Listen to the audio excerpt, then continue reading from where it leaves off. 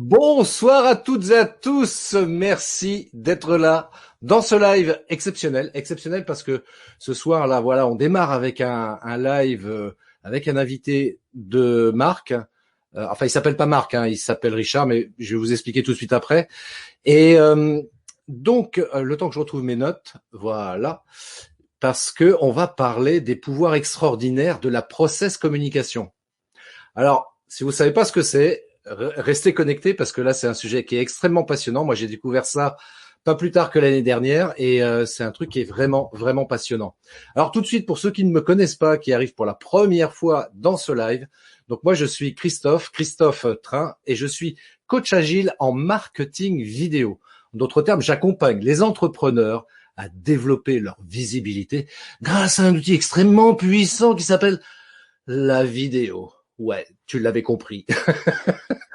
Alors, tout de suite, on va C'est un envoyer le jingle, c'est jingle. ça? Ouais, j'ai Alors un jingle. attention, parce que Vas-y. on entend en arrière, dans les coulisses notre invité qui s'impatiente d'arriver. On arrive tout de suite. Jingle.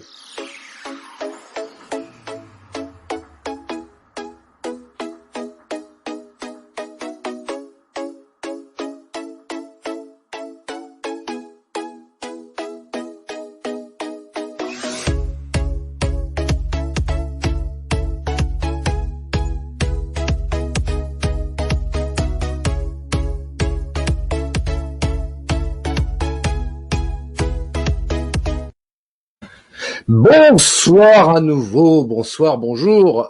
Tout dépend à quelle heure tu te connectes et sur quel fuseau horaire tu es sur la planète. Et donc, on va parler des pouvoirs extraordinaires de la process communication. Et donc, j'invite tout de suite à nous rejoindre Richard Espinas, qui est le spécialiste du Bonsoir. genre. Bonsoir Richard. Le spécialiste peut-être pas, mais disons que un spécialiste parmi tant d'autres. T'es un spécialiste, rapidement, pour pas dire de bêtises, ce que j'ai noté, donc, mais tu vas te présenter quand même, hein, tu vas rentrer un Ouais. peu plus dans le détail. Ce que C'est j'ai qui je noté, suis. c'est que tu es fondateur de Authenticos, Ouais. tu es coach certifié, tu es formeur, c'est-à-dire un formateur qui ne formate pas, certifié Exact. Process Communication, c'est Mhm. ça. Exact. Tu es comédien également et pour info, voilà, tu as un bac+5 finance et ancien banquier à la City. Et comme tu le disais, comme tu le dis par ailleurs, ça n'a pas de rapport, mais ça rassure toujours. Voilà. Ça dépend si on est anti-finance, ça peut ne pas rassurer, mais bon, Oui, c'est sûr. Alors nous ont rejoint déjà tout de suite Vanina, Fabienne, Clément, Benoît. Déjà, ça fait du monde, hein, déjà. ouais. Bonsoir à Merci tous. d'être là. Bonsoir Bonsoir. à tous. Alors il y a Benoît qui demande, je sais pas qui est-ce. Alors j'imagine que c'est pour toi évidemment l'invité. Normalement, oui. Salut Jean-Pierre également. Donc Richard, présente-toi un peu plus en détail, explique-toi un petit peu ce que tu fais et puis commence à nous parler un petit peu peut-être de la process communication. Eh bien, bonsoir. Merci de m'accueillir, Christophe. Donc, je suis Richard Espinas, comme tu le disais. J'ai maintenant 39 ans depuis le 1er janvier. Ouais, j'entre dans ma 40e année, donc une certaine maturité par rapport à tout ça. Moi, j'ai eu un déclencheur. Il y a 10 ans, je suis tombé amoureux de la prise de parole en public. Alors, c'était un contexte un peu spécial, c'était pendant l'oraison funèbre de mon père. Donc, j'ai fait mon premier sketch d'humour dans une église, comme ça, devant plusieurs centaines de personnes. Et ce jour-là, j'ai laissé quelques valises, disons, quelques croyances, quelques peurs. Peur du regard, peur du jugement, toutes ces choses-là. Puis j'ai surtout lâché l'audace, la confiance, se libérer, se sentir en vie. Donc ce jour-là, quelque chose s'est passé. Parfois, ça se fait progressivement dans la vie, et parfois on a des déclencheurs. Hein. C'est ce qu'on voit dans le fameux monde du développement personnel. Donc c'est ce jour-là que je suis tombé dans le monde du développement personnel.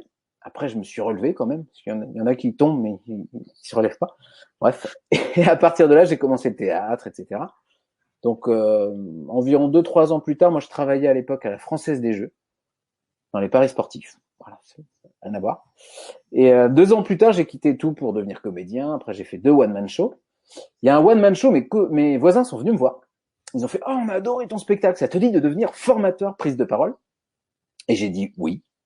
Et c'est comme ça que j'ai commencé fin 2015 à faire de la prise de parole en public, pour notamment la Ségos, qui est une grosse boîte Qu'est-ce qui t'a séduit d'ailleurs justement par rapport à ça, le fait de vouloir devenir formateur pour de la prise de parole en public? C'était quoi le truc qui te motivait?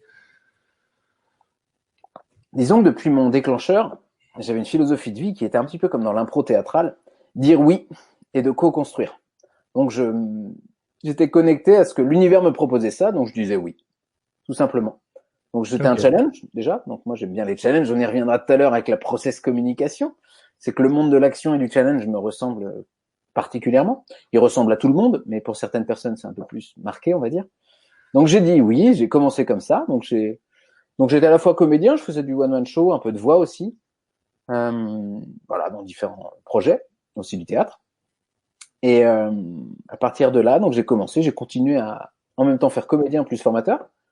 Et puis au fur et à mesure, je me suis rendu compte que la prise de parole, c'était plus un symptôme que le vrai problème. Il y a peut-être d'autres choses derrière. C'est à partir de là que je me suis dit, donc je voulais continuer le théâtre. J'avais trouvé un super metteur en scène pour mon one-man show. Et il me dit, tu te vois où dans 10 ans? Et là, c'est la réponse, tu dois dire l'Olympia, sinon t'es foutu. Et j'ai dit, je me vois conférencier. Mais voilà, je me voyais pas sur scène pour faire rire, mais plutôt utiliser l'humour pour transmettre un message, autre chose. Donc c'est à partir de là, je dis, je vais me former quand même au fameux développement personnel. Et puis j'ai fait l'Institut des neurosciences appliquées de David Lefrançois. Et donc c'est à partir de là, j'ai commencé au cycle 47, c'était en 2018. C'est la question que j'allais te poser, ouais, 47, ouais. Ouais, cycle 47. Et puis j'ai été formateur pendant ma formation. Parce que la personne qui devait faire la prise de parole pendant mon cycle n'était pas là, donc j'ai dit je peux le faire moi si vous voulez. Donc ça s'est bien passé. À partir de là, j'ai continué à l'INA, donc Institut des neurosciences, en tant que intervenant, prise de parole en public. Et donc après, j'ai continué, j'ai fait des formations, hypnose, etc. Et donc là, j'ai fait de la process communication depuis le fameux premier confinement, parce que je me suis dit, je connaissais déjà un petit peu la process com. Je savais que ça parlait de stress, de gestion du stress. Et là, je me suis dit, tiens, confinement, plein de formations annulées, j'ai du temps. Tiens, le stress, ça me fait penser à la process com. Et c'est comme ça que j'ai décidé de me former à partir de mars. Et donc là, pendant au moins 6 mois, le temps de faire tout un cycle de formation pour être d'abord coach certifié process communication, puis formateur certifié process communication. Donc pour celles et ceux qui souhaiteraient, on doit passer par Keller Communication France, qui est le seul organisme pour certifier des formateurs et des coachs. Voilà. Alors, justement, pour ceux que ça pourrait intéresser, le sujet, la process communication, moi, c'est vrai que j'ai mis que c'était basé sur l'analyse transactionnelle, mais est-ce que tu peux rentrer un petit peu plus dans le détail et ça serait quoi l'intérêt pour quiconque, d'ailleurs, de s'intéresser, d'utiliser ce type d'outils pour finalement apprendre à mieux communiquer avec les autres? C'est quoi l'intérêt principal du process com? Je dirais conscience de soi, dans un premier temps, de notre fonctionnement, donc nos comportements sous stress, quels sont nos besoins psychologiques principaux, ceux qui vont nous mettre en énergie justement pour absorber le stress. Parce que le but, c'est ça, c'est que la vie, c'est stressant. Donc si tu veux pas du tout de stress, en général, c'est que t'es mort. Donc ça, c'est pas t'es moins stressé, mais dans la vie, il y a du stress. Donc soit on se dit, il faut pas du stress, soit on se dit, ok, comment je vais être en énergie pour absorber ce stress et en faire plutôt un stress positif. Et en général, le stress positif, négatif, c'est juste nos ressources par rapport à un stress qui arrive. Et le but pour avoir plein de ressources, c'est d'être en énergie. Donc il y a les besoins psychologiques de la process communication. Évidemment, les besoins de la pyramide de Maslow, avec les besoins notamment physiologiques, sont importants. Quelqu'un qui a dormi 2 heures, en général, le lendemain, on va voir que le type de personnalité qui lui ressemble le moins, c'est difficile. Par exemple, moi, quand j'ai pas dormi, tu me demandes de monter un meuble Ikea, j'aime pas. Alors qu'il y a des gens, ils vont faire, moi j'adore, ça me met en énergie, boum, je vais mettre les vis, je vais mettre le plan, je suis bien. Moi, quand quelqu'un fait ça, je suis angoissé. Tu vois, je regarde, je fais, comment tu fais? L'autre, non, t'inquiète, c'est bon. Ça, on verra, c'est un étage particulier, on y reviendra tout à l'heure.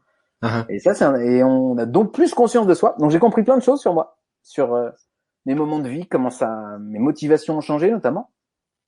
Donc les motivations, les sources d'énergie ont changé. Donc j'avais pas le même carburant. Oui, parce qu'en fait, tu as appris à mieux te connaître justement et à exploiter les choses qui te mettaient en énergie en définitive. Exactement. Et on apprend également à mieux connaître l'autre. Et Et c'est l'autre, ça. parfois, il est un peu plus éloigné de nous. C'est les personnes qui sont pas sur la même longueur d'onde. Il y a des gens comme ça qu'on croise de temps en temps. Putain, j'arrive pas. Ça veut pas. En général, c'est une personne. Il est possible que ce soit le type de personnalité qui soit le plus éloigné de notre base, on appelle ça. Et donc, on est moins sur la même longueur d'onde. Donc, ça permet de moins projeter son monde. Par exemple, moi, la personnalité qui me ressemble le moins, c'est celle dont les qualités sont responsables, logiques, organisées. Ça s'appelle l'étage travaillomane. Il est très bien cet étage comme tous les autres, hein. Et je suis responsable, logique, organisé, mais moins que certaines personnes. Donc, quand on est très responsable, des fois, il peut y avoir des personnes qui sont très comme ça, très, très carrées. Du coup, moi, je les jugeais. J'étais là, ça va, enlève ton balai puis on va discuter. Mais maintenant, j'ai appris que c'est leur monde, leur perception du monde, on appelle ça une perception du monde, sur l'analyse des faits. Donc, quand tu analyses factuellement une situation, t'as pas besoin de faire plein d'émotions dans le visage. Mais moi, comme j'étais dans le monde de l'émotion, je jugeais l'autre. Et l'autre me jugeait parce que j'étais pas sérieux. Donc voilà, ça avançait pas grand chose. Alors qu'avec la ProcessCom, on dit, OK, cette personne a certains besoins. Et bien, plutôt que de la juger et de vouloir projeter mon monde sur elle, je vais juste parler dans son monde. Voilà, c'est un peu ça la ProcessCom. Ça marche aussi pour la vente. C'est-à-dire qu'on peut comprendre les besoins de son client. Si on identifie que son client idéal, qu'on appelle, il a plutôt certains besoins, on va lui parler dans son monde, avec son énergie. Par exemple, si notre client idéal est plus dans cette énergie travaillomane, responsable, logique, organisée, on va parler des conséquences factuelles de notre offre, plus factuelles. Si quelqu'un est plus dans l'émotion, on va peut-être lui parler avec un canal un peu plus nourricier, et un peu plus de sourire, tu vois. Donc, ça sert au management aussi, c'est-à-dire qu'on a un style de management préférentiel par type de personnalité. Donc, il y a le style rebelle. Le style management, c'est le laisser-faire. Voilà. Donc, il y a un style de management par type de personnalité. Donc, ça sert vraiment à beaucoup de choses, hein. En couple. Ah ouais, en couple. Si on comprend que l'autre a des besoins. Par exemple, il y a l'étage rêveur avec un besoin de solitude plus important que les autres. C'est-à-dire qu'on a tous besoin de solitude, mais quelqu'un qui va être ce qu'on appelle de base rêveur aura un besoin de solitude très important. Quelqu'un qui va être en phase rêveur, très important également, même encore plus. Donc en couple, il vaut mieux dire à l'autre, chérie, j'ai besoin de 3 heures seul. Donc ne le prends pas personnellement, mais après ces 3 heures, je serai entièrement disponible pour être connecté à toi cet après-midi. Mais l'autre, si elle comprend pas, elle va dire, oh, mais attends, mais tu vas être seul, ça veut dire que tu m'aimes pas, c'est ça? Non, comment te dire? Puisque si cette personne-là, imaginons que l'autre partie du couple, l'autre moitié, ait moins ce besoin de solitude. Elle ne va pas comprendre que l'autre ait besoin de solitude, puisque moi, j'en ai pas besoin. Moi, j'aime la glace vanille. Pourquoi t'aimes pas ça? Oui, on est différents, en fait. Et donc, on aime tous, enfin, on a tous certains besoins psychologiques, mais il y en a certains qui vont être plus importants pour être en énergie. Je pourrais en parler pendant des heures. Vas-y, je te laisse. Pas de problème, on a 3 heures devant nous, donc c'est bon. 3 heures, c'est cool.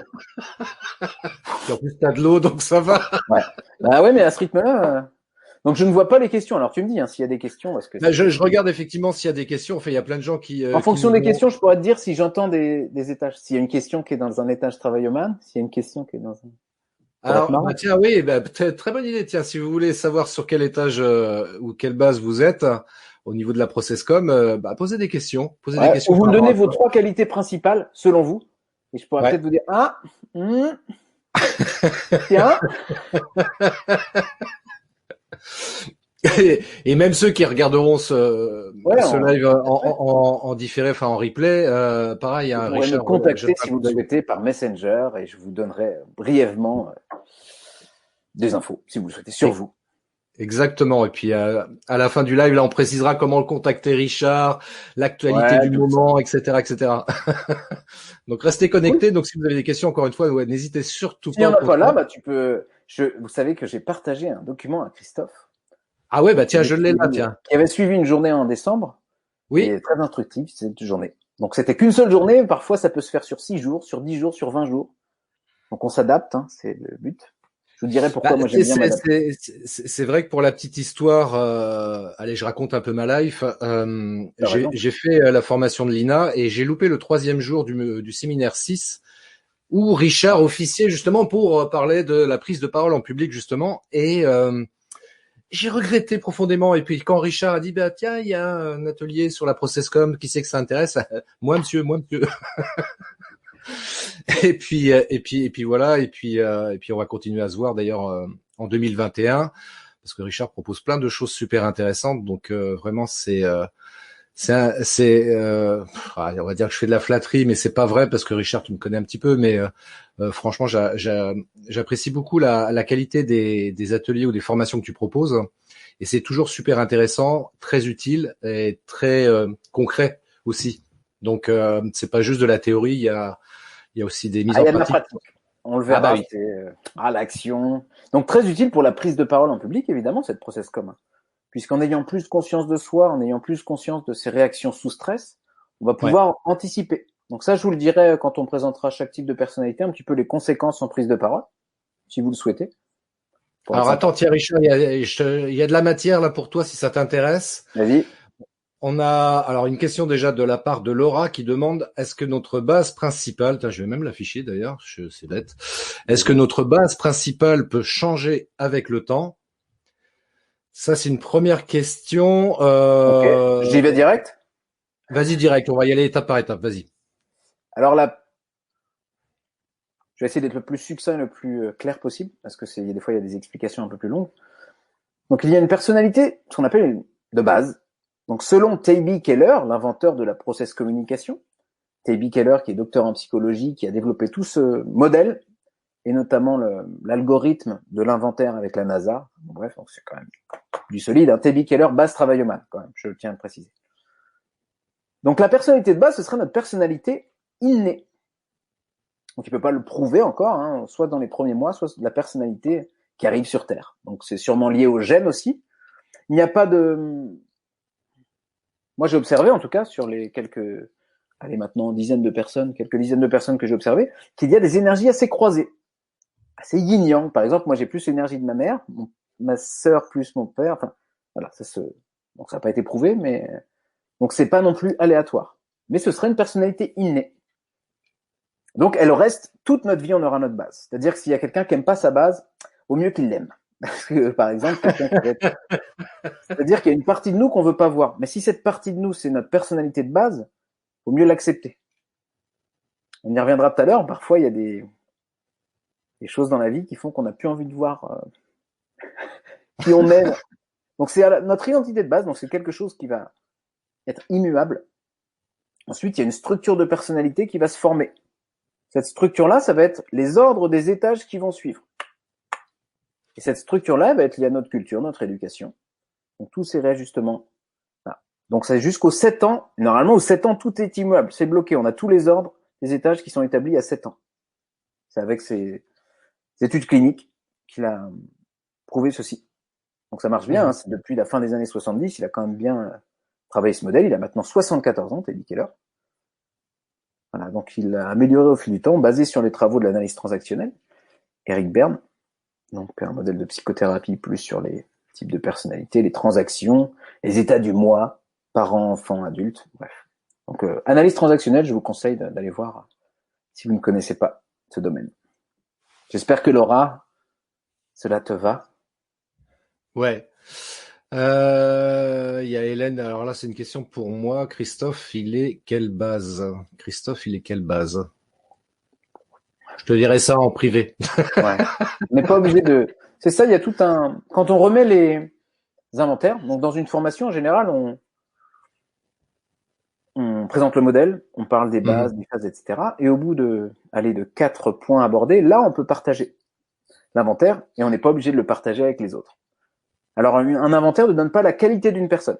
C'est-à-dire qu'il y en a qui vont dire. Alors, on aura tous tendance à vouloir dire que il y a 6 étages. En fait, c'est représenté par un immeuble de personnalité, une structure comme ça. On a tous tendance à dire que nos étages 5 et 6, c'est nul. C'est des gens qui sont pas bien. Ça, c'est très humain. Et souvent, on va dire ouais, c'est ça. Il y a pas de, pas de valeur, bien sûr, pas de jugement. Non. Mais quand tu comprends vraiment ce modèle-là, c'est vraiment pas des étiquettes. C'est un modèle de tolérance justement.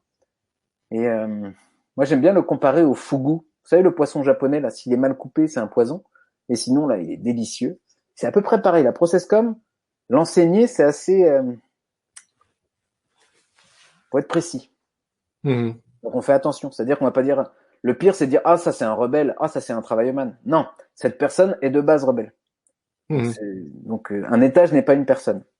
Alors, le petit hic, si j'avais été, j'en parlerai à T.B. Keller la prochaine fois, je pense qu'il aurait dû appeler ces étages d'une manière différente.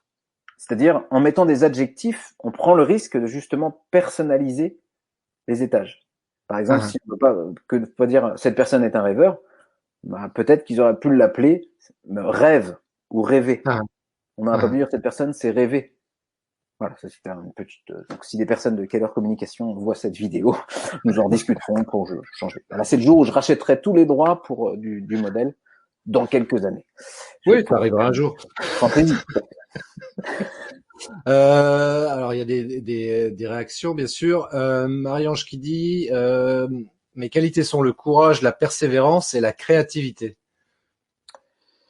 Il y a un étage qui s'appelle persévérant déjà. Donc ça, c'est un étage plus sur les opinions. On le verra tout à l'heure sur la perception du monde opinion. Il y a 3 grandes qualités par étage qu'on appelle. Donc l'étage persévérant, c'est consciencieux, observateur, engagé. Mhm. Donc il y a une notion de persévérance dedans. Alors c'est appelé persévérant, mais c'est comme ça qu'ils l'ont appelé. Hein. C'est vrai que les mots ont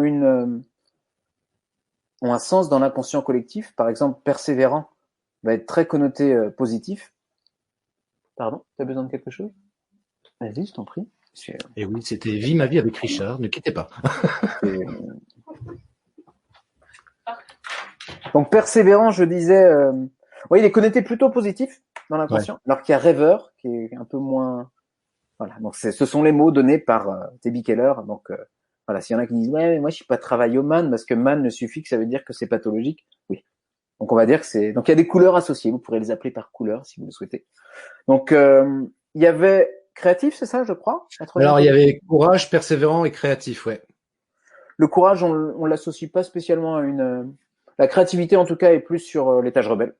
Créatif, spontané, ludique, étage rebelle, perception du monde, réaction. Waouh, c'est dingue, truc de ouf. Ah, j'adore. Oh, beurre. Ah, je déteste. Oh. Voilà, ça c'est. On le voit en général, quelqu'un qui est en base ou phase rebelle, surtout la phase actuelle. Donc la phase, la différence entre la base et la phase. Alors ce qu'il faut Ah, savoir, c'est que 30% de la population garde tout au long de leur vie le même type de personnalité pour la base et le même type pour la phase. Donc la phase, c'est là que va se trouver la motivation. En fait, là, je suis dans l'autre sens. J'essaie de faire gauche-droite. Là, c'est bien à gauche sur l'écran. Bref, c'est pas oui. grave. Donc il y a une base, il y a une phase. La phase, c'est vraiment notre moteur. Disons que c'est notre source d'énergie. C'est notre, tu vois, t'as la nitro, c'est vraiment une essence, c'est un carburant qui va vraiment nous mettre en énergie. Par Ah, exemple, moi, avant, il y a pas très longtemps, j'étais en phase rebelle. Donc moi, c'était le contact ludique, mon énergie. Dès qu'il y avait du monde, tu vois, à l'INA, il y a 50 personnes animées, une journée, 50 personnes. Moi, je kiffe trop. J'adore. Alors que quelqu'un qui va être plus dans le contrôle, il va faire, oh non, non, il y a 50 personnes, je pourrais jamais tout maîtriser, il y aura plein de questions. Ah. Alors que moi, ça me fait marrer, ça me met en énergie, justement. Voilà, donc, alors, créatif, le courage. ouais. Oh, le courage, je le mettrais aussi sur l'étage persévérant. Certaines Mhm. abnégations, les convictions, les valeurs. Donc, ouais, je mettrais un persévérant et rebelle. On verra tout à l'heure si cette personne se Ok. reconnaît un peu plus dans les.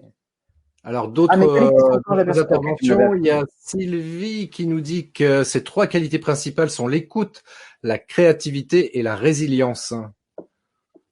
L'écoute, je mettrais dans l'étage empathique, général. Résilience, étage promoteur. Étage promoteur, on le verra tout à l'heure, qui est plus le monde de l'action, couleur rouge. Mhm.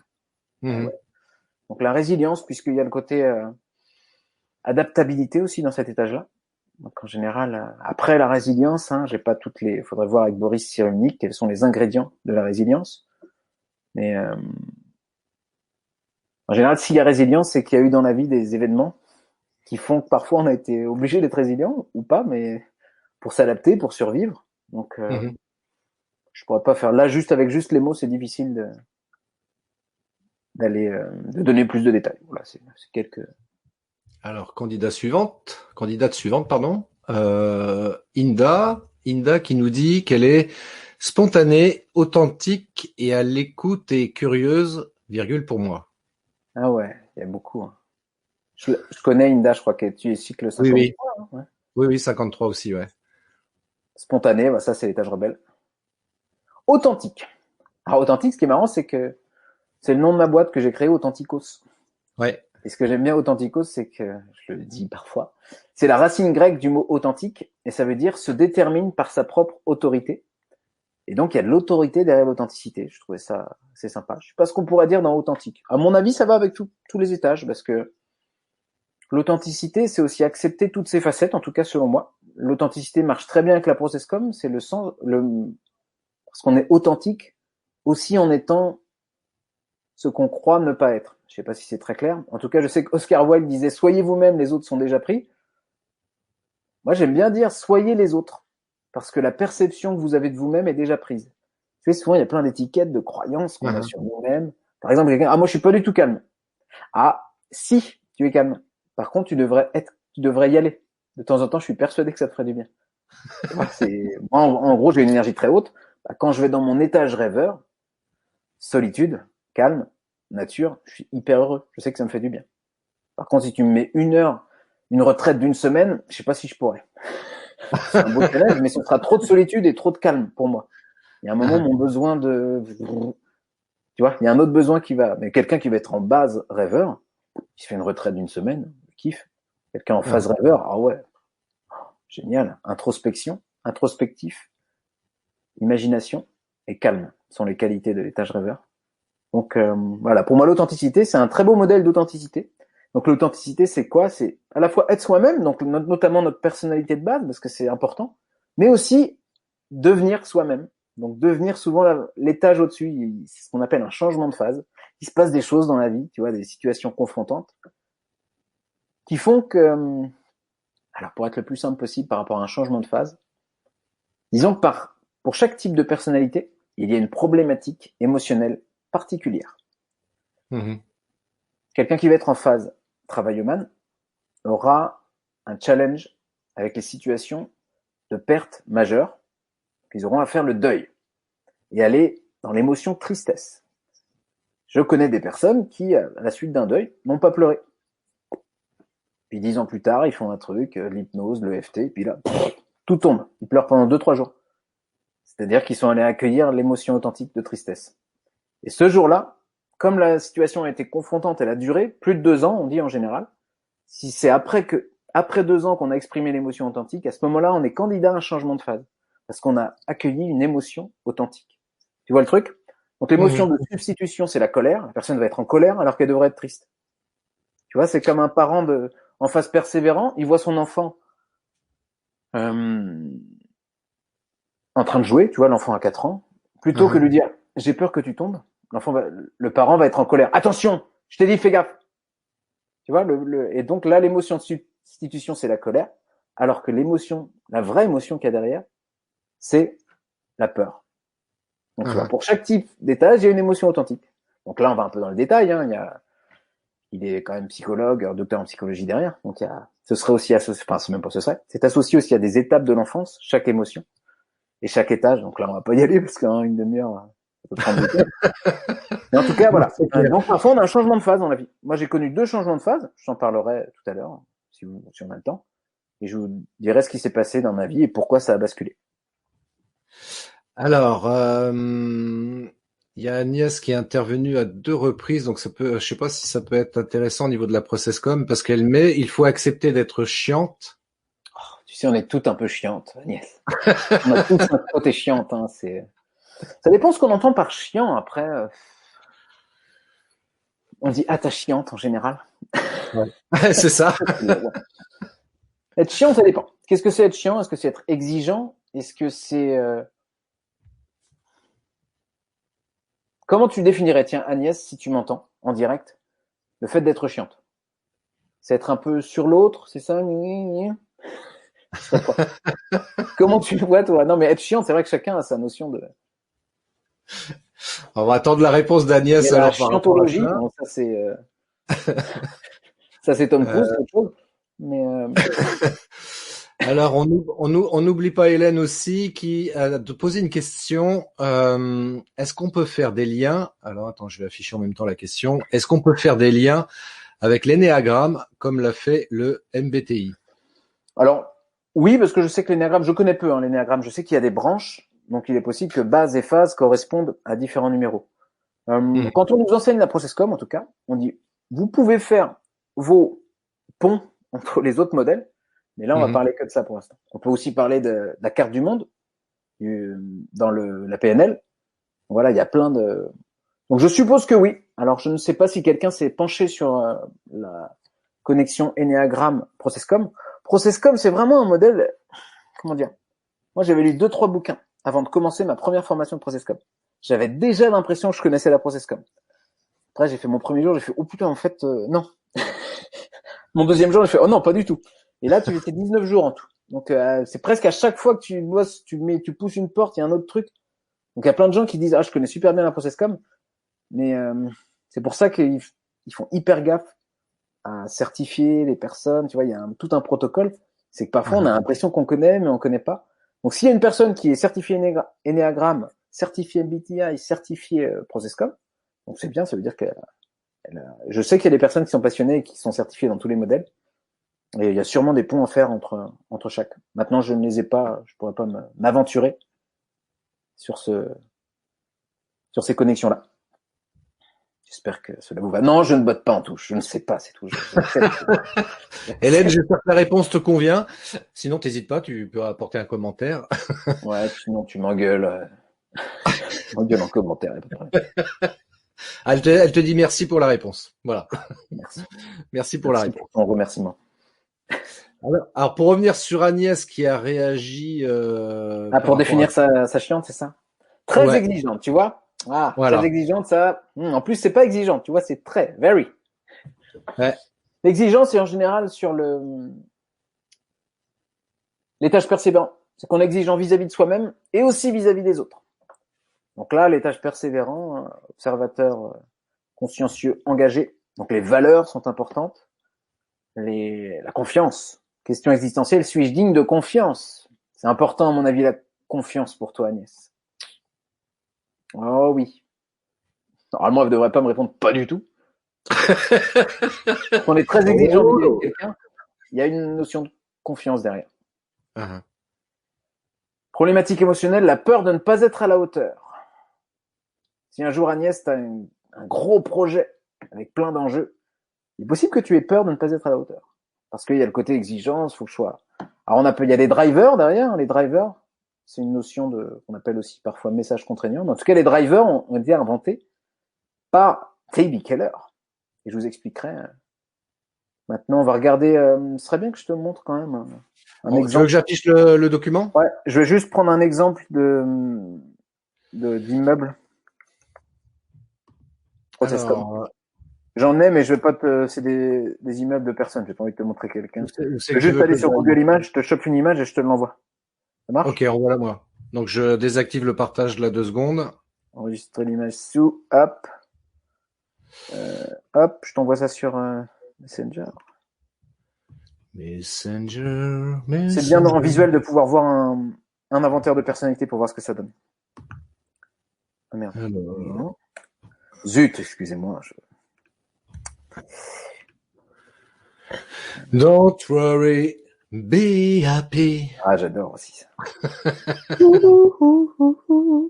Je chantais ça dans mon premier one-man show, tu vois. Ah, tu vois, comme quoi. T'as de bon goût, hein, finalement.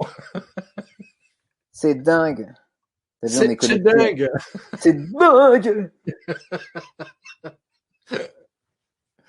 Alors, ok, donc je récupère le doc. Un peu bizarre, mais au moins il va permettre de voir certaines choses.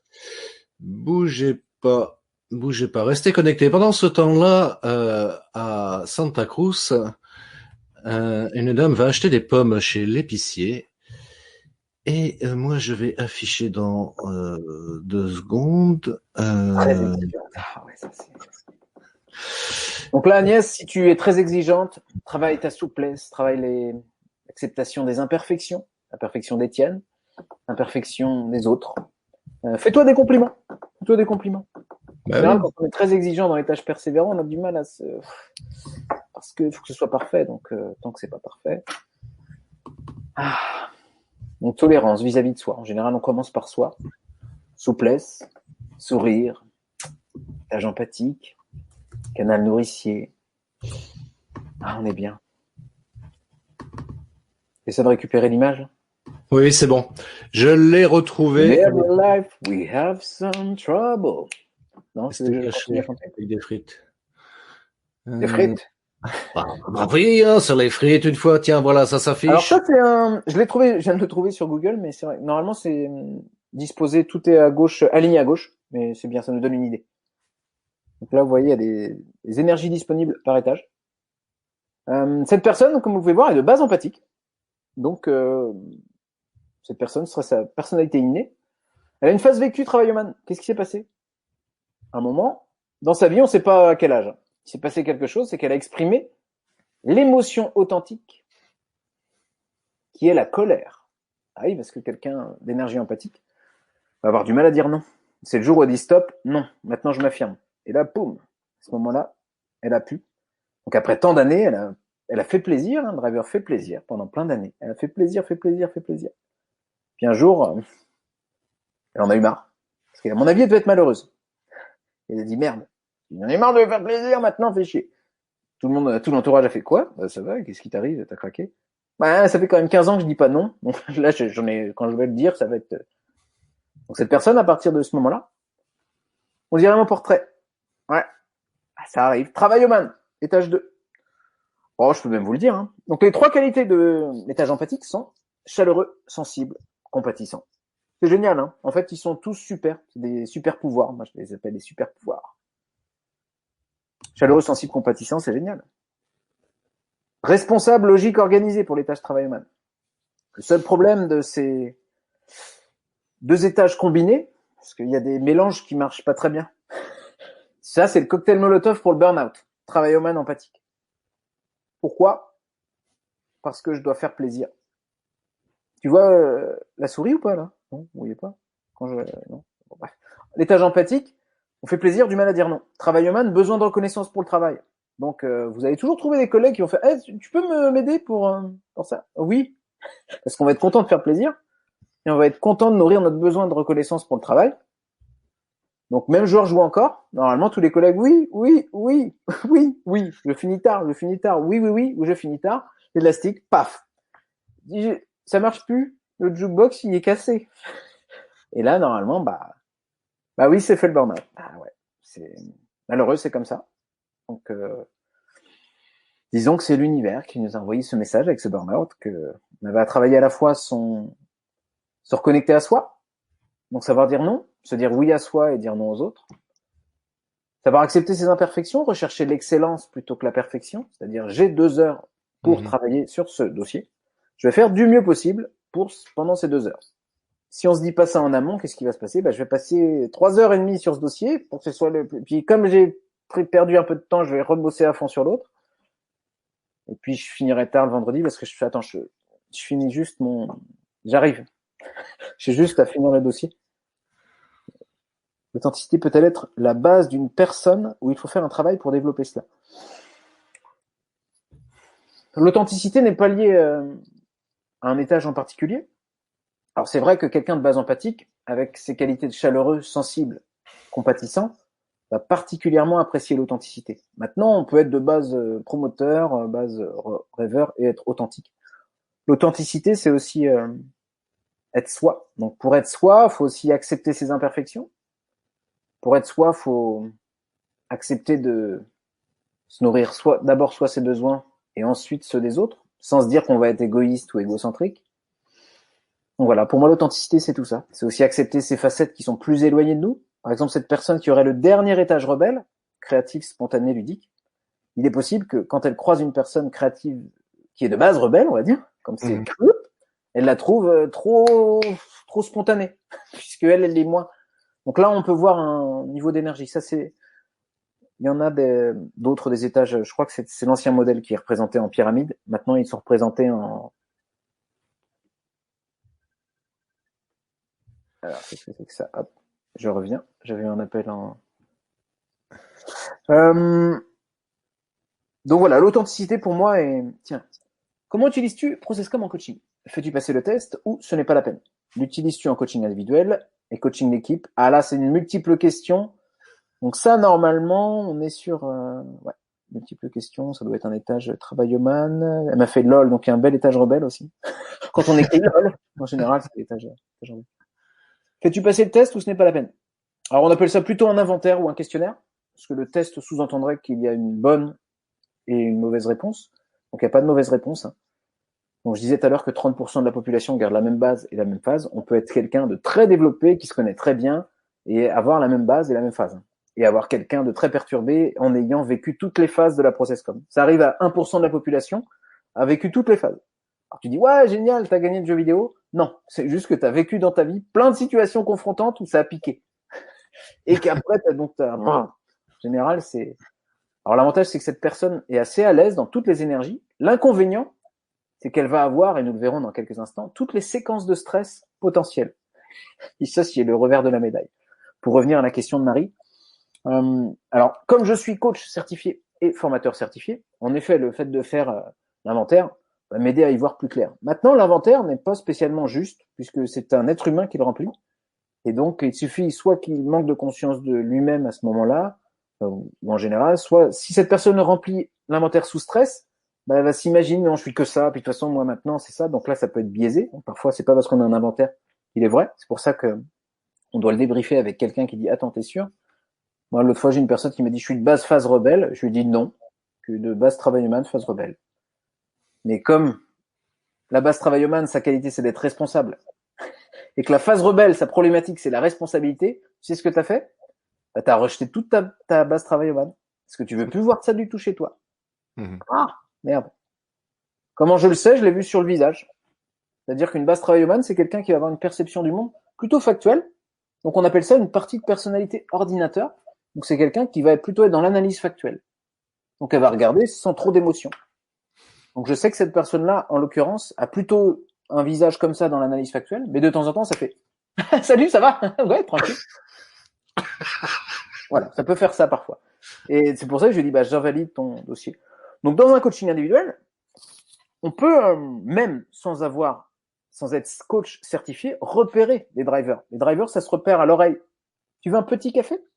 Quelqu'un qui te demande un petit café, bon bah ça s'appelle une énergie empathique. Driver fait plaisir. C'est ni bon ni mauvais, ça veut dire ah, petit degré de stress, un petit café. Excuse-moi de te déranger, ah, je suis vraiment désolé. Donc ça c'est voilà, quand on s'excuse beaucoup. Donc la conséquence de ça, c'est que parfois bah on peut voilà, affirmation de soi. Donc en prise de parole, ça peut être bonjour, excusez-moi. Oui. Alors je voulais vous partager pardon, le regard de l'autre, parce qu'on veut être aimé par tout le monde, hein, ça c'est comme ça, quand on a la base empathique. Enfin, on veut. C'est inconscient, hein, toutes ces questions-là. Mais on a quand même plus de mal à accepter de ne pas plaire à tout le monde. Quand on est de base empathique, il y a un truc à aller chercher, c'est normal. Hein. Ça se travaille après. Hein. Donc j'avais pas toute la question, mais en tout cas, c'est un outil qui nous permet déjà d'aller... Voilà, merci. Par exemple, moi, nous le verrons tout à l'heure, je suis de base promoteur. Base promoteur, c'est canal de communication directif. Moi, j'aime bien quand on me dit fais ci, fais ça, prends le sel, rappelle-moi, à demain. Hop. Et donc, il y a des canaux de communication préférés. Persévérant, travailloman, c'est le canal interrogatif. C'est des personnes qui vont être très à l'aise sur le canal interrogatif. Moi, comme c'est plutôt des choses qui sont... Bon, maintenant, comme je commence les tâches persévérantes, j'accepte de plus en plus les questions. Mais moi, il y a une époque, quand il y a trop de questions, c'est bon, allez, faites chier avec vos questions, on y va là. On teste ton truc. C'est bien beau ton machin, parce que la théorie, j'aime bien, mais moi, je veux tester, parce que j'apprends en pratiquant.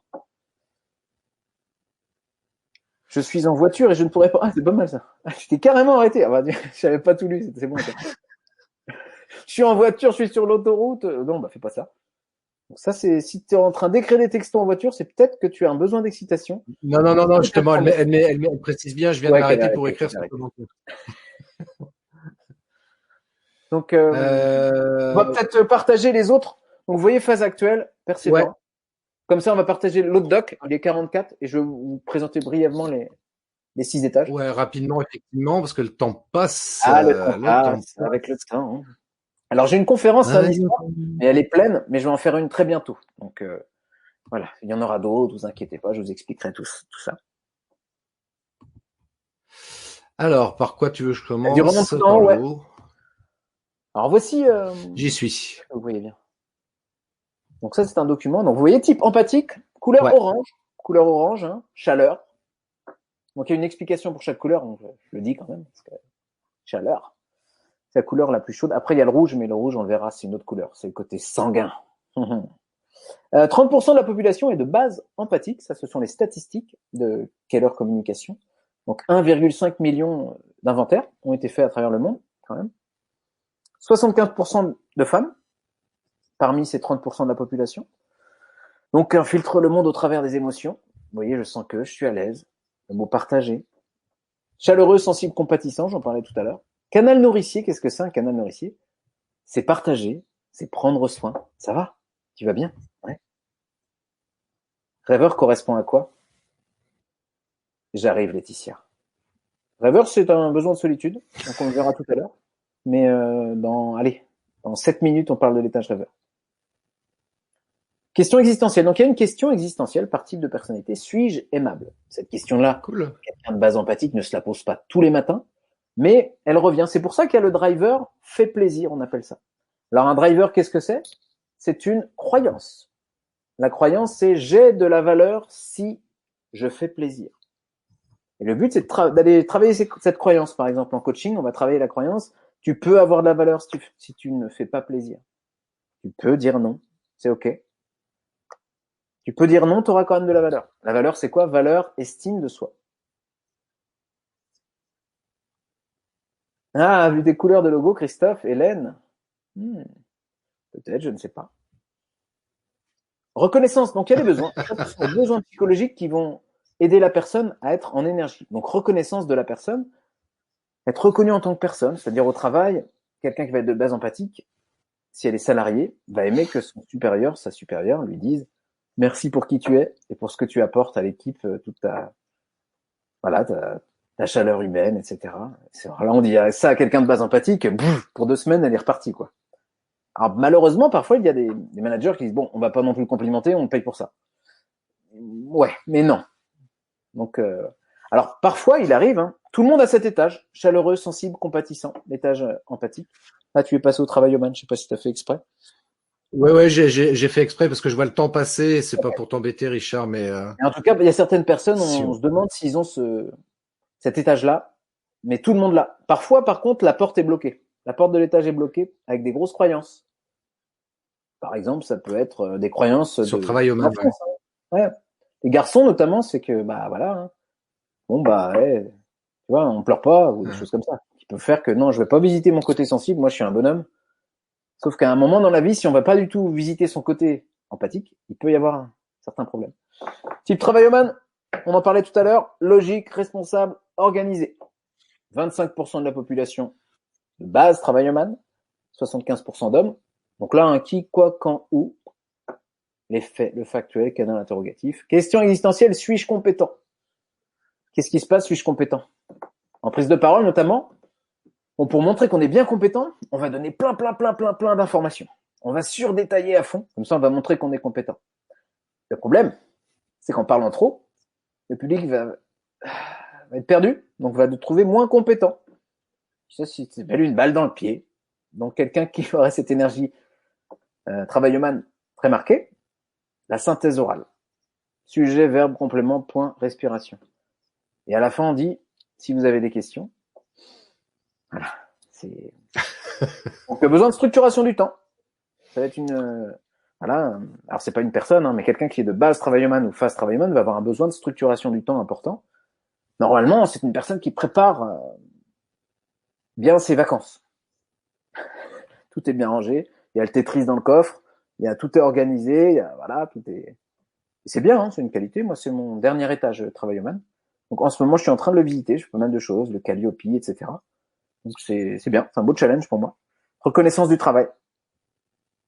Donc, l'énergie suivante, c'est persévérant. Persévérant, c'est cousin de... On appelle ça une énergie. Enfin, je sais pas si c'est le terme officiel. Moi, je l'appelle énergie cousine de travailloman, parce qu'il y a également le besoin de reconnaissance pour le travail qui est important.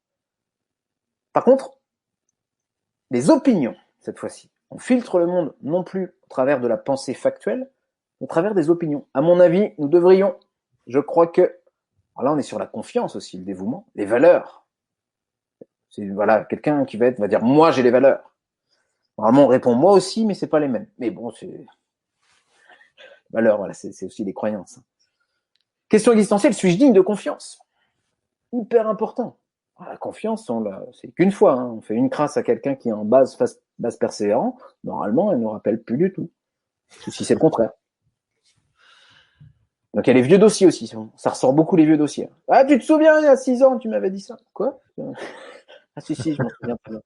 Se focaliser sur ce qui ne va pas, premier degré, malheureusement.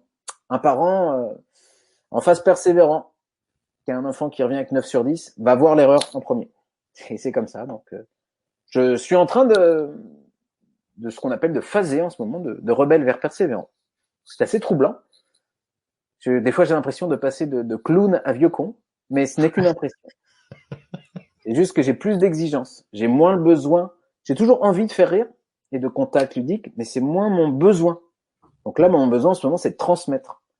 La mission de vie, toutes ces choses-là. C'est un peu bizarre quand t'as fait des one-man shows, tu fais, mais calme-toi. Continue à nous faire rire, troubadour. Oui, mais non. C'est bien, j'aime bien l'humour parce que c'est une très belle philosophie et une manière aussi d'enseigner, de transmettre, justement. On sait, avec les émotions, ça passe en mémoire à long terme. Donc c'est un bel outil, mais voilà. Donc je suis en train de visiter un peu ces choses-là. Je pars en croisade parfois. Je m'entends dire franchement. Le franchement, ça c'est un bel adverbe qui fait partie d'un driver qui s'appelle le sois parfait pour moi. C'est un driver parent. Et ça pique. Ça veut dire tu as de la valeur si tu es fort. Travailloman, c'est tu as de la valeur si tu es parfait. Excusez-moi, c'est un sois parfait parent. Alors que Travailloman, c'est j'ai de la valeur si je suis parfait. Donc le but, c'est de se dire, même si ce ne sera pas parfait, j'ai de la valeur, parce que la perfection, ce n'est qu'un mirage. Plus on s'en rapproche, plus il y a quelque chose à travailler. Et en tout cas, l'étage persévérant, c'est tu as de la valeur si tu es parfait. C'est pour ça que la personne se focalise sur ce qu'elle n'a pas. Donc soyez tolérants aussi vis-à-vis de ces personnes. Ah, c'est une personne en face persévérant. Quand je vais lui demander son feedback, elle va tout de suite me mettre une bûche. Faut pas que j'attende de cette personne. Mais alors, ça dépend. C'est une personne qui a pu avoir conscience de ça, travailler dessus, après à faire un feedback authentique et bienveillant, c'est possible.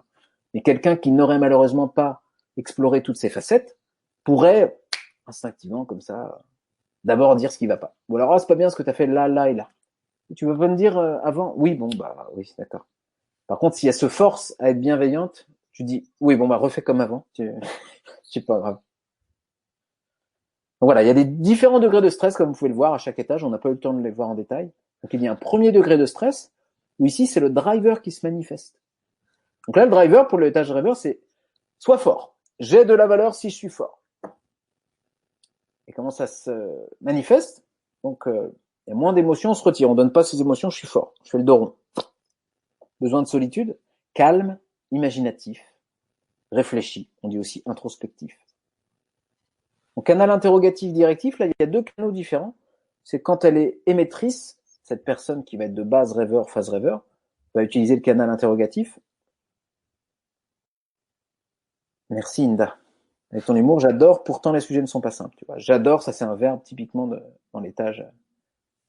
Merci Inda, avec plaisir. Le canal directif, c'est quand on s'adresse à quelqu'un qui va être en phase rêveur. Parce qu'on va lui dire décris-moi ce que tu vois. Elle va adorer. Par exemple, une personne qui va être en phase rêveur, je lui dis si la personne dit j'imagine qu'avec la process communication, on peut faire une systémie avec les autres modèles. Là, en général, ça c'est une énergie assez rêveur. On peut lui dire décris-moi ce que tu vois ou parlons-en ensemble. Donc ça s'appelle un canal directif. Tu as vu, parlons-en, décris-moi ce que tu vois, dessine-moi, mets en perspective. Voilà, ça s'appelle faire du processus, en process com. C'est-à-dire que je m'adresse dans son canal et dans sa perception. Sur 1 heure, ça va être un peu juste, mais... Donc, premier degré de stress se retire momentanément de la relation. Deuxième degré, attend passivement. Voilà, il y a un conflit, puis la personne... qu'est-ce qui se passe? Il se fait agresser, puis il dit rien. C'est quoi? T'étais là, je t'avais pas vu. Voilà, donc le besoin de solitude, quelqu'un, dans l'ancien monde, quand on faisait des mariages avec 200 personnes, quelqu'un qui va être en phase rêveur, normalement, à un moment, aller marcher dans les jardins. Parce qu'il y a plein de monde, tac, tac, tac, beaucoup de sollicitations. Voilà, donc je sais pas si des personnes en basse phase rêveur se sont mariées avec plein d'invités. Normalement, ça va? Ouais, il y a du monde là, hein? Ouais. C'est super, on fait ça, oui. Oui. Mais quand même, il y a du monde. petit promoteur. Hein. Donc c'était 10% de la population en base rêveur. Nous avons 5% de la population en base promoteur. Alors il y a souvent beaucoup de clichés sur cet étage. Hein. Je suis de base promoteur, et pourtant je suis quelqu'un de très doux et adorable. Alors moi j'ai eu la chance, ou la malchance, je ne sais pas, d'enchaîner base promoteur phase empathique. Ça pique, parce que ça fait un peu yang et yin juste derrière, ou plutôt, donc ça fait très, comment dire, je passe de adaptable, plan de ressources, charmeur, à chpoum, chaleureux, sensible, compatissant. Donc voilà, il y a des croyances. Ça, c'est la croyance, c'est tu as de la valeur si tu es fort. Les drivers parents, sois fort. Donc celui-là, il pique un peu. En général, c'est quelqu'un qui va dire et alors? Et on fait quoi concrètement? And so what? Voilà, ça peut faire ça. Du coup, quand tu es en prise de parole, on te dit ça, ça fait et là, tout l'art, c'est de répondre. Ose, relève le challenge. En fait, il faut parler de canal directif à quelqu'un qui te met la pression. C'est un peu bizarre de concevoir. Par exemple, ça peut arriver en coaching. Hein. Quelqu'un qui vous teste au début. OK? Et on fait quoi? Ouais, je suis pas convaincu de ton truc là. Ouais. Et tu vas avoir les épaules pour. Donc là, si on, voilà, ça peut mettre un peu la pression. Base persévérant aussi. La confiance étant très importante, un client qui va être très tatillon au début, qui va plutôt être dans cette position-là, va vouloir vous tester, voir si on peut vous faire confiance, si vous êtes compétent. Par contre, une fois que la confiance-compétence est acquise, ce sera vos premiers ambassadeurs. Donc ne jugez pas. Si vous avez un client très chiant au début, ça peut être votre premier ambassadeur, ambassadrice. Ou il peut rester très chiant tout le long, mais ça, on ne sait pas. Alors, ça, c'est la surprise. Question existentielle, suis-je vivant? Ah oui, l'action. Ouais, suis-je vivant? Moi, c'est tous les jours. Hein. Moi, quand je me lève, je suis mais je suis vivant aujourd'hui, c'est cool. Des fois, on me dit mais pourquoi comment tu mets autant d'enthousiasme et d'énergie? Je fais j'ai compris que je pouvais mourir demain. J'espère pas. J'espère qu'il y aura encore un peu plus, mais je l'ai compris. Voilà, donc j'envoie. Aujourd'hui, j'envoie ce qu'il y a envoyé puisque c'est peut-être ma dernière journée. Et ça, à mon avis, quelqu'un de base promoteur comprendra. Il y a phase promoteur aussi. Donc ça, donc les degrés de stress, hein, manipule en ce moment la zizanie, transgresse les règles. Bon, ça peut arriver. J'ai repris le poker au premier confinement. Voilà, c'est des trucs un peu bizarres. Besoin d'excitation, tu vois, c'est ça, un besoin d'excitation. Donc le but étant de nourrir tous nos besoins psychologiques de la manière positive. Parce que on peut les nourrir dans les deux sens. Comme un enfant qui a un besoin de reconnaissance, si on lui donne pas une reconnaissance positive, il va faire une connerie. Il va faire putain, t'es chiant, oui. Et en fait, quand l'enfant est comme ça, c'est qu'il a besoin d'autre chose. Et comme il le sait pas, il va aller sur un autre chemin. Il préfère être détesté qu'ignoré. Tu vois, c'est comme les adultes, hein, ça marche aussi avec les adultes. Donc le but, donc c'est un très bel outil pour avoir conscience de ses besoins psychologiques. C'est génial. Parfois, t'as des coachés, tu leur demandes c'est quoi tes besoins, tu vois, tu vois, c'est facile. Donc là, t'as au moins toute une liste. Boum, allez, on fait l'inventaire de tous tes besoins. Ça, tu le nourris. Ah ouais. Ah, ton besoin de solitude, tu le nourris 5 fois avec un comportement négatif. Bon, tu vas tester ça. Une fois, j'ai eu un client comme ça, il m'a dit, je lui dis, t'aimerais bien faire une balade dans la forêt, seul? Et là, il me fait, ah ouais. Ah ouais, ce serait trop bien. En gros, c'est un besoin qui ne nourrit pas. Et le fait de lui dire ça, je pense qu'il y allait, hein. Il y allait après. Et justement, nouveau besoin. Donc là, il s'est mis en énergie, mais il savait pas. Donc c'est un bel outil. Dernier type de personnalité, rebelle. 20% de la population quand même, base rebelle. Alors ça, on reconnaît, hein, couleur jaune. Alors jaune, c'est solaire, ma chérie. Persévérant, violet, c'est la couleur plutôt sur les spirituels, les croyances. Bleu, garder son sang-froid, garder la tête froide. Tu vois. Rouge, sanguin, plutôt énergie haute, sanguin. Marron pour l'étage rêveur, l'arbre. Les pieds sur terre, la tête dans les étoiles. J'aime beaucoup les étages rêveurs. Moi, c'est mon prochain d'ailleurs qui arrive. Et j'adore. Je trouve que ça va très bien rêveur plus persévérant, c'est-à-dire les convictions avec ce côté calme donne un côté très spirituel. Je fais beaucoup de citations en ce moment depuis quelques temps. Avant, je mettais que des conneries sur Facebook. Maintenant, je mets des citations et je mets mon avis sur les citations. Tu m'aurais dit ça il y a 2 ans, ça va, tu craques. Mais maintenant, j'aime bien. J'apprécie particulièrement faire ceci. Alors que voilà, ça s'appelle un changement de phase. C'est qu'il y a des nouveaux trucs qui arrivent. Soit tu les embrasses, soit tu les rejettes. Mais vaut mieux embrasser ce qui arrive. Donc, et si c'est trop difficile, alors là, on va en discuter avec des professionnels, parce que faire un changement de phase, ça peut piquer. Contact ludique, question existentielle, suis-je acceptable? Donc, c'est en ayant ce côté, vous voyez, le côté rame et râler. Alors, il y a une séquence de stress, c'est rame, blâme. En fait, on rame et on blâme. C'est-à-dire qu'on fait, oh là là, driver, fais des efforts. J'ai de la valeur si je fais des efforts. C'est inconscient tout ça. Hein. Là, il y a le driver, c'est le conducteur, il se met devant. Il dit, vas-y, on va leur montrer qu'on galère bien. Comme ça, tu perds 50 points de QI d'un coup. Hein. Quand tu es c'est un process comme. C'est un driver. Je sais pas. Hein? Quoi? Comment ça? Ouais, bah t'as qu'à mieux expliquer aussi. Bah attends, merde. Ça s'appelle, voilà, c'est ça. Ram, blam. Ram, blam, blam, blam. Ram, blam, blam. Pardon, excusez-moi, il est tard, j'ai peu dormi. Canal émotif, donc là, waouh, créatif, spontané, ludique. Alors par exemple, quelqu'un qui aurait besoin de lâcher prise, qui serait base phase travaillomane. Ah, les besoins, j'adore tout surcontrôler, surdétailler, j'arrive plus à déléguer. Ah, on va aller faire des jeux. Comment sait-on qu'on change de phase? Il y a notre nouveau nous qui arrive. Alors soit on a eu un élément déclencheur, particulièrement difficile. Alors ça peut être un deuil, ça peut être une séparation, un changement de job, toutes ces choses-là. Ce sont des situations où on peut avoir une situation confrontante émotionnelle à traverser.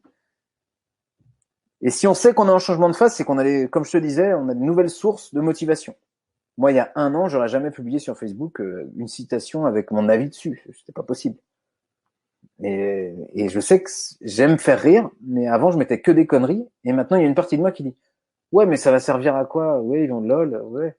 Mais bon, moi, ma mission de vie, c'est de transmettre et puis de montrer mon... Donc, voilà, normalement, on le sait quand on change de phase, c'est assez troublant, c'est pas hyper agréable. Parce qu'on... nos amis, mes amis me disent, t'es moins drôle. C'est dur, on me dit ça. Maintenant, comme j'ai bien conscience de moi avec ce modèle et aussi d'autres choses avant, le théâtre, je pense que c'est un très bel outil d'ailleurs pour se connaître parce qu'on est beaucoup dans le corps. On explore aussi toutes nos facettes au théâtre. Mais ouais, on a d'autres envies, c'est ça. On a d'autres envies, on a d'autres sources de motivation. Vraiment, la phase, c'est une source de motivation. C'est le carburant. Moi, à l'époque, quand j'avais couru le marathon de Paris en robe Reine des Neiges, je pouvais pas courir le marathon de Paris avec une tenue sport normale. Pour le carburant, il fallait que ce soit fun. Je pouvais que le faire dans un accoutrement. Ouais, Fabienne, oui, je sais. Tu pourras me googler, tu me verras en robe Reine des Neiges. Mais ouais, j'avais besoin de ça. Il fallait qu'il y ait un défi. En plus, j'ai compris avec le recul que ça nourrissait aussi ce qu'on appelle mon étage persévérant, parce que je le faisais pour le rire médecin. Donc il y avait aussi le côté conviction, valeur derrière. Donc cette action de faire le marathon de Paris pour le rire médecin en robe Reine des Neiges nourrissait à la fois mon besoin de challenge de ma base, mon besoin de contact et de fun de la phase, et aussi la phase qui arrivait. Voilà, c'est marrant, quand on prend le recul, on fait « Ah mais oui, mais c'est dingue, mais oui, tout est lié ». C'est un modèle vraiment c'est assez systémique, c'est-à-dire que tout est lié, quoi. On comprend plein de choses. Et parfois, il y a des enchaînements qui piquent un petit peu. Comme je vous disais, vraiment, quand on enchaîne promoteur empathique, dans ce sens-là, c'est bizarre, parce que tu dis, je suis surpuissant, ouais, mais en fait, je suis super sensible, et puis là, je dramatise, et c'est dur.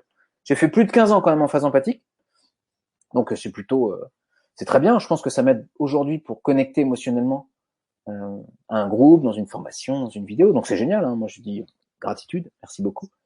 Et parfois c'est troublant quand on enchaîne. Je vous ai dit tout à l'heure, travailleman plus rebelle, c'est bizarre, parce que ça fait genre, oui, il est vrai que dans un premier temps, c'est un truc de ouf! Et puis dans un second temps, nous verrons que ça peut être c'est marrant.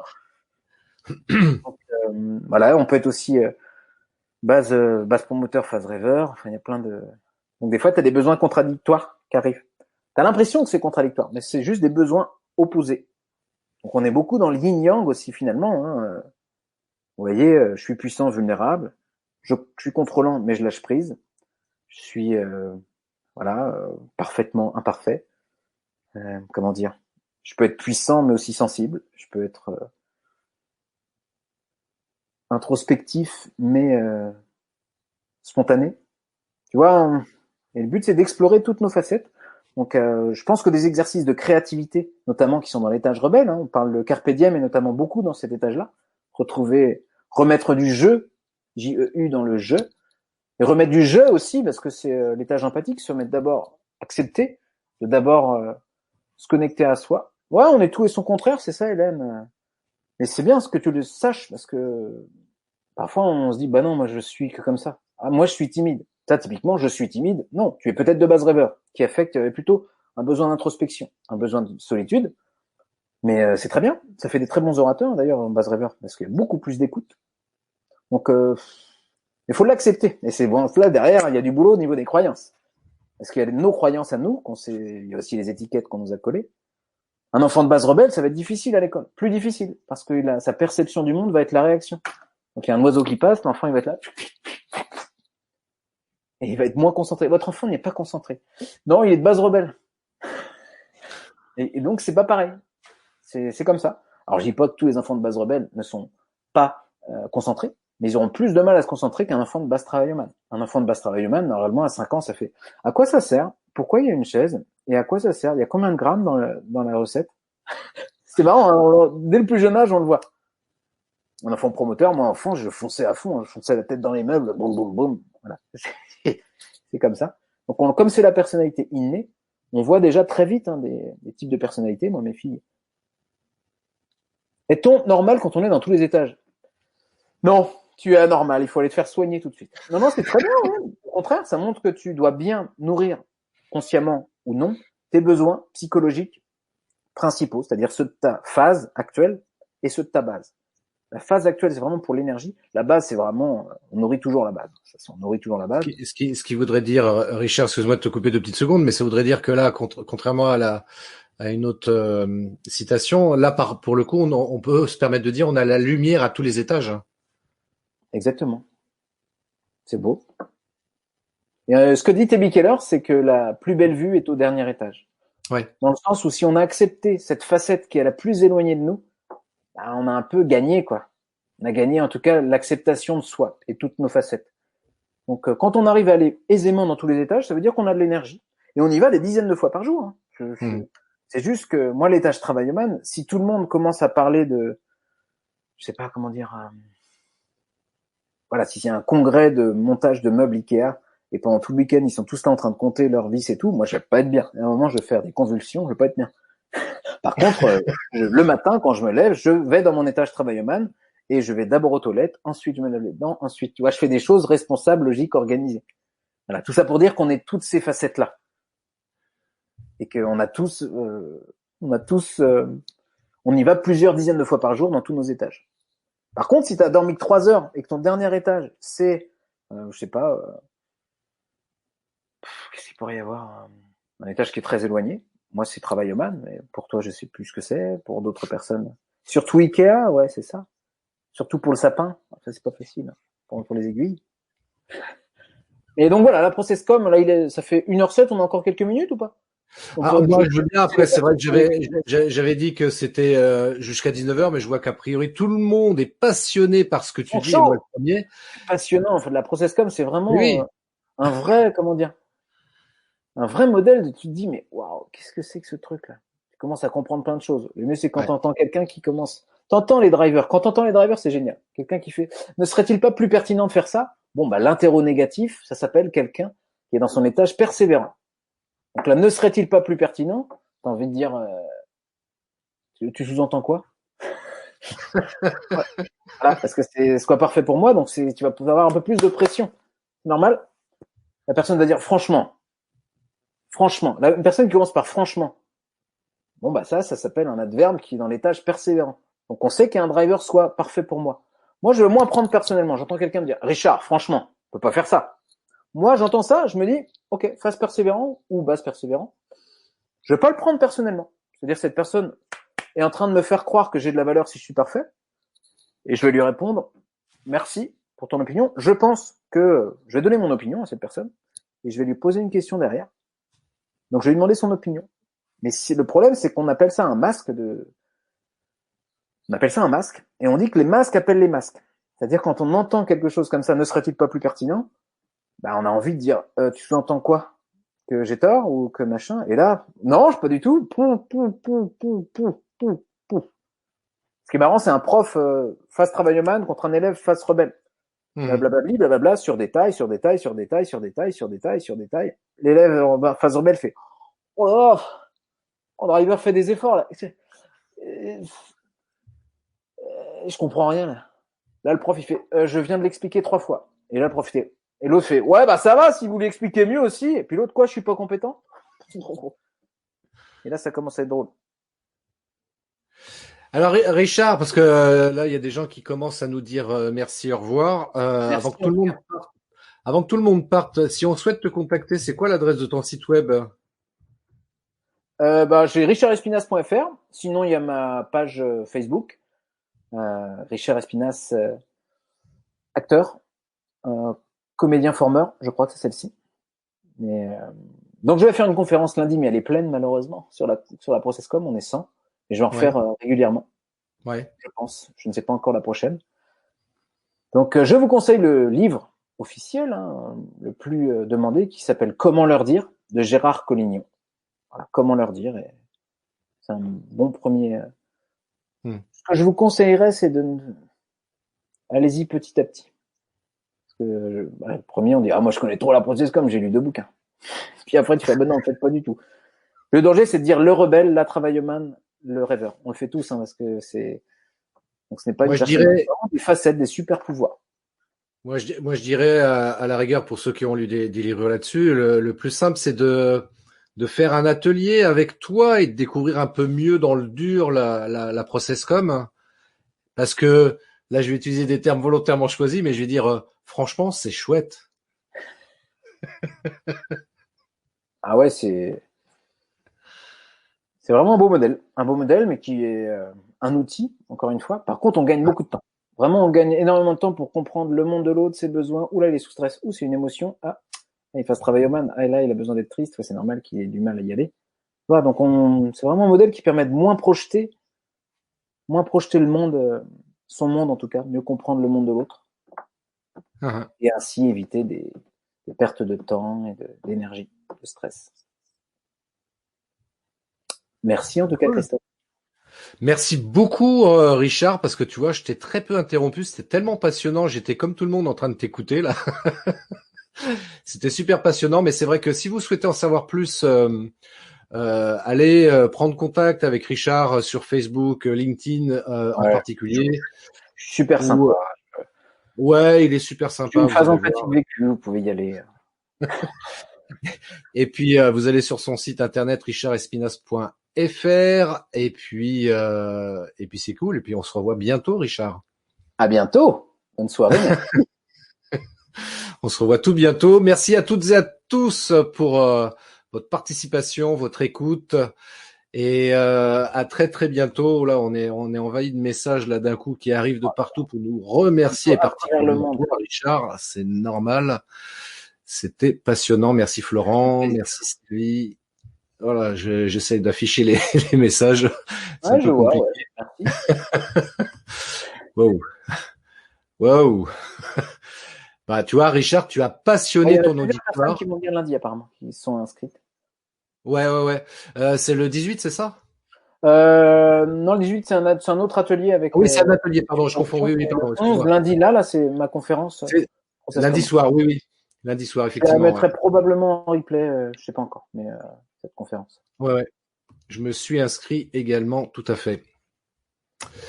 Merci à toutes et à tous. J'essaie d'afficher les messages de tout le monde. Vous étiez très nombreux ce soir. Court, ouais, Agnès. Mais...